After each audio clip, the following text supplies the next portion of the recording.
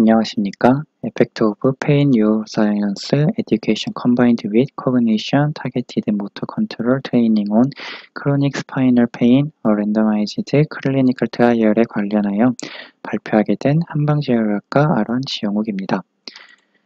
먼저 목차를 살펴보겠습니다. 저널, 저자, 초록, 서론을 살펴본 뒤 메소드, 리절트, 디스커션, 컨클루전, 그리고 마지막으로 개인적 고찰을 살펴보도록 하겠습니다. 저널을 보겠습니다. 이 논문의 저널인 자마 뉴럴러지는 SCI급 저널로 자마에서 저널의 분과별 전문화를 추구하기 위해 만든 저널이며 2019년도 임팩트 팩터는 13.608이었습니다. 저자를 살펴보겠습니다. 제1저자는 브뤼셀의 자유대학에서 물리치료를 전공했으며 교신 저자들은 브뤼셀에서 겐트대학에서 재활치료와 물리치료를 전공했습니다. 초록입니다. 만성적인 척추 통증은 치료하는 데 높은 비용이 필요합니다. 따라서 효과적인 치료를 찾는 게 필수적인데 현재 가장 근거가 있는 최신의 물리치료와 통증 신경과학 교육을 비교하기 위하여 이 논문을 작성했습니다. 멀티센터 랜더마이즈드 클리니컬 트라이얼로서 2014년 1월 1일부터 2017년 1월 30일까지 만성적이고 비특이적인 척추 통증이 있는 120명의 환자들을 대상으로 2개의 외래병원에서 3개월, 6개월, 12개월 간격으로 팔로업을 진행하였으며 참가자들은 실험군과 대조군으로 무작위로 배정되었습니다.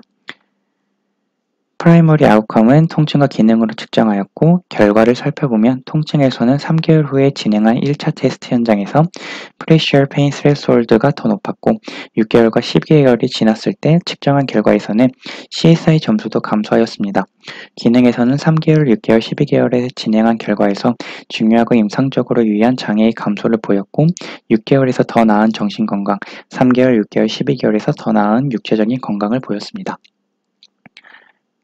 결론을 보면 코그니션 타겟티드 모터 컨트롤 트레이닝과 결합된 통증 신경과학은 현재 가장 근거가 있는 최근의 물리치료보다 더 효과적인 것으로 보이지만 뇌 회백질의 형태학적 특징에 감지 가능한 변화가 없어서 이 모집단에서 뇌 회백질 변화에 관련해 의문을 제기하고 있습니다.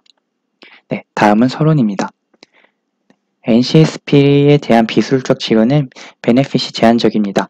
최근 연구들은 NCSP를 가진 사람들의 회백질 형태학적 변화와 함께 중추신경계의 과다흥분성을 NCSP의 원인으로 제한하고 있습니다. 이러한 형태학적 변화는 성공적인 치료에 반응하여 되돌릴 수 있다고 보고 있지만 NCSP를 가진 사람들을 대상으로 한 통제된 임상 연구는 현재 부족한 상황입니다. NCSP를 가진 사람들은 키네시오포비아, 하이퍼바이질런스, 그리고 페인 카타스트로파이즘과 같은 부족한 치료적인 결과와 함께 부적절한 통증 인식을 가지는 경향이 있는데 회백질의 형태학적 변화와 함께 NCSP의 현재 치료는 부적절한 통증 인식을 설명하지 못하고 있습니다. 회백질 형태학적 결과와 부적절한 통증 인식을 모두 다루는 치료는 더 큰 효과 크기와 임상적으로 관련된 변화를 야기하는데 이와 같은 접근법을 사용하여 진행한 연구는 현재 가장 근거 있는 물리치료와 비교를 포함하지 않았고 만성 목 통증을 가진 사람도 포함하지 않았다는 한계가 있습니다.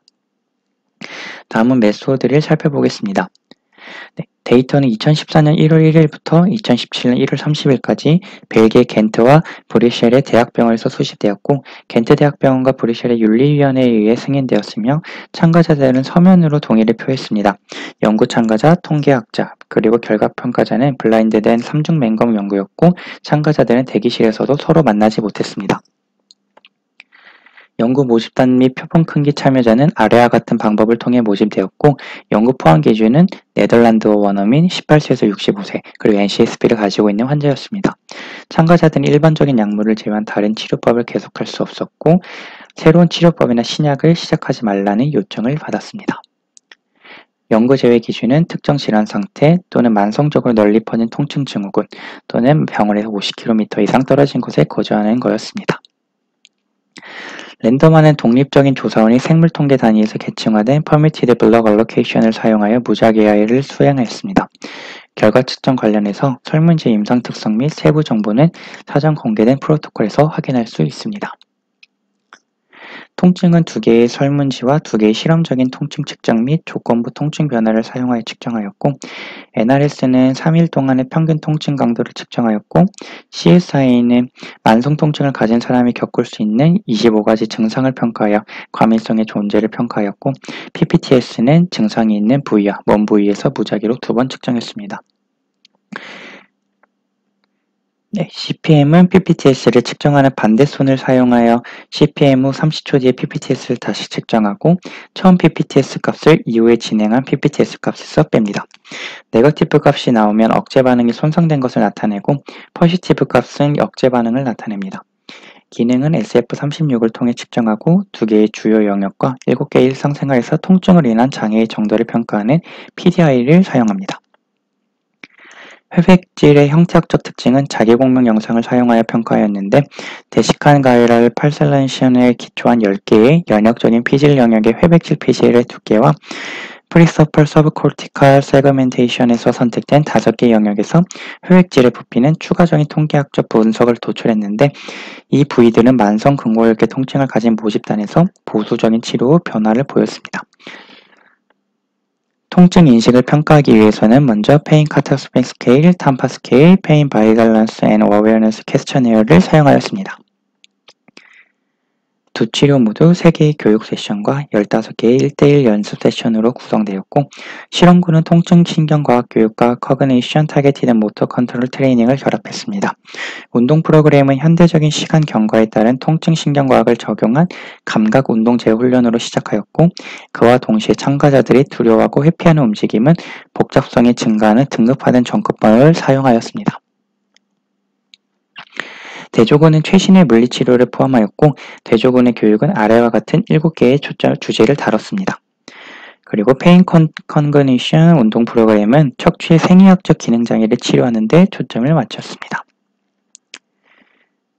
모든 데이터는 SPSS 버전 24.0을 사용하여 분석하였고, 평균 그룹의 효과 크기 차이는 코앤드D로 계산하였으며, 그룹 간의 치료에 대한 반응 차이를 평가하기 위해 본페론인 사후 분석을 사용한 랜덤, 인터셉트, 리니어, 믹스드 모델수 분석이 언스트럭티드 코바리언스 매트릭스와 함께 적용되었습니다.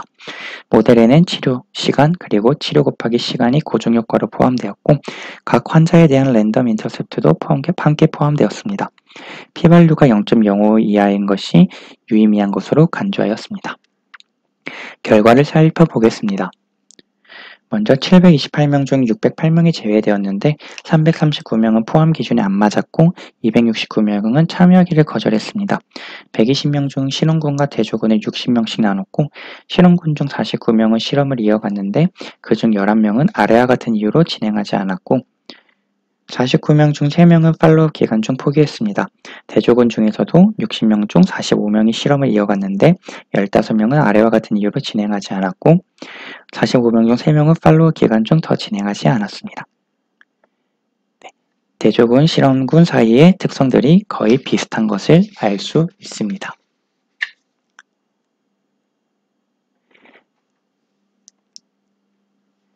3개월 이후에 PPTS 관련하여 대조군보다 실험군에서 유의미한 효과가 있음을 3, 6, 10개월 뒤 진행하여 CSI에서도 대조군보다 실험군에서 유의미한 효과를 보고하고 있습니다. PDI와 건강과 정신에 관련된 SF36에 대해서도 실험군이 대조군보다 3개월, 6개월, 12개월에서 유의미한 효과가 있음을 나타내고 있습니다. 탐파 스케일과 페인 바이갈런스 앤 어웨어너스 퀘스처니어에서도 실험군이 대조군에 비해 3개월, 6개월, 12개월에서 유의미한 효과가 있었음을 알 수 있습니다. 손, 다리에 대한 PPT, NRS, CSI와 PDI에서 실험군이 대조군보다 유의미한 효과가 있었습니다.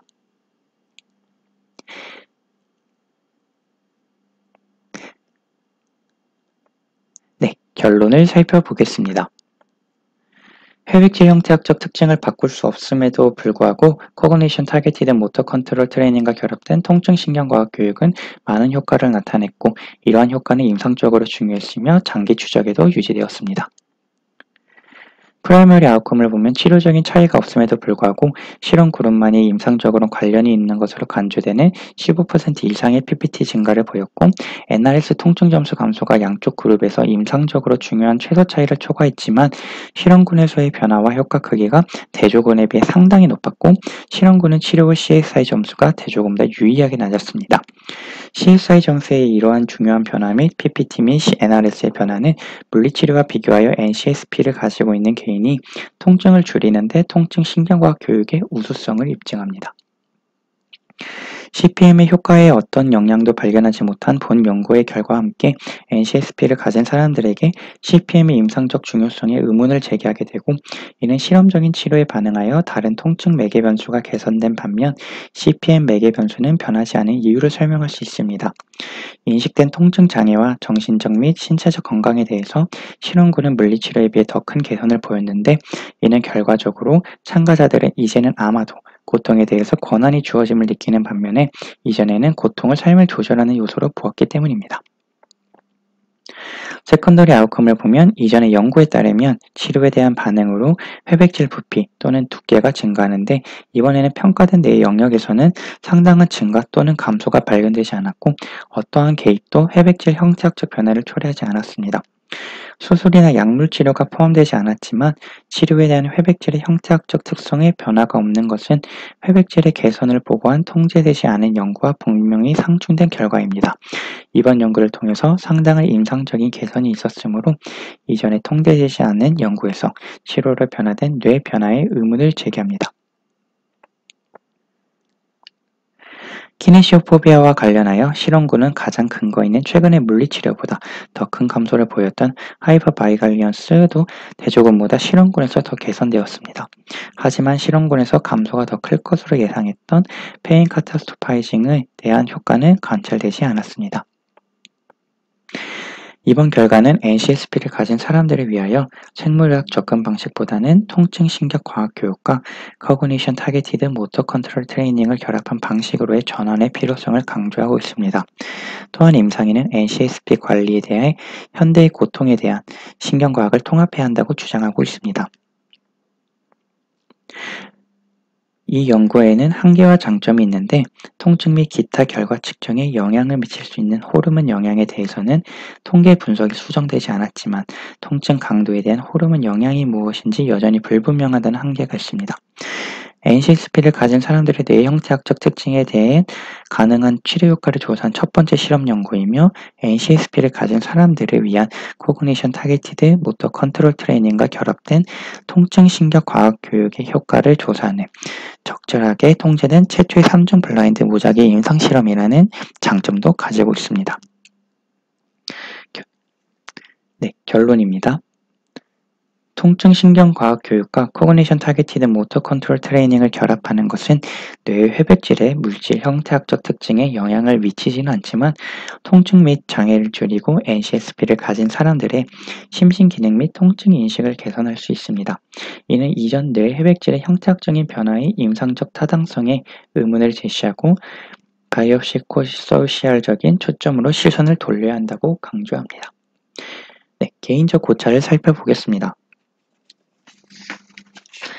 본원의 내원은 환자들에게 바로 통증에 대한 교육을 통해 충분히 좋아질 수 있다고 티칭하는 학문적 근거가 되고 향후 연구 방향을 생물의학적인 기원에 집중하는 것보다 임상적인 개선에 초점을 맞춰야 한다고 연구 방향성을 제시해주는 점에서도 참고할 만한 것 같습니다. 이상 경청해 주셔서 감사합니다.